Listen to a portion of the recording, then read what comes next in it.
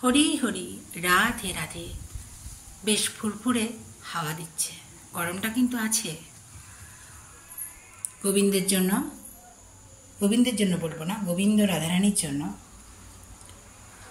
বানালাম খাবার। ঝোল ঝোল সবজি করেছি, পটল আছে, আলু আছে, কুমড়ো আছে, বরবটি আছে, টমেটো আছে। কাঁচা লঙ্কা দিয়েছি, ফোড়ঙে তেজপাতা, শুকনো লঙ্কা, 5 ফোড়ন দিয়েছি, জিরে গুঁড়ো, ধনে গুঁড়ো, হলুদ গুঁড়ো, নুন, চিনি সবই দিয়েছি, আর গোলমরিচ গুঁড়োও দিয়েছি। আদা বাটা দিয়ে করেছি।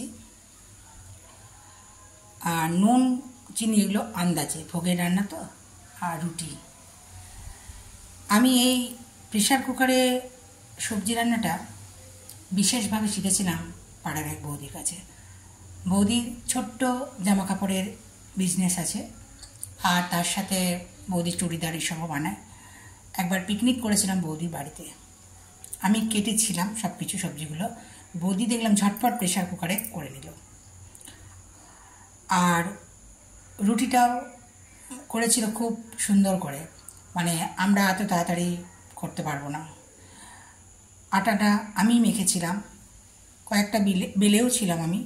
বৌদি দেখলাম আরও তাড়াতাড়ি বেলে নিয়ে 5-6টা রুটি একসাথে সেঁকে রুটি তৈরি করে নিল। খুব ভালো লেগেছিল দেখে।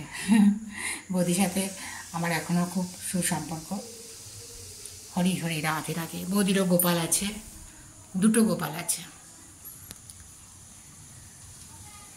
ভালো সম্পর্ক যেন থাকে, এই ভগবানের কাছে প্রার্থনা। ভালো থাকবেন বন্ধুরা, আনন্দে থাকবেন, সুস্থ থাকবেন এবং শান্তিতে থাকবেন। গরমে নুন চিনির জল খাবেন, বাইরে বেরোলে জলের বোতল নেবেন, ছাতা নেবেন, চশমা পরবেন, জলটা বেশি করে খাবেন। আর বাইরে বেরোলেও ডাবের জলটা খেতে ভুলবেন না। আখের রসও পাওয়া যাচ্ছে এখন। হরি হরি, রাধে রাধে।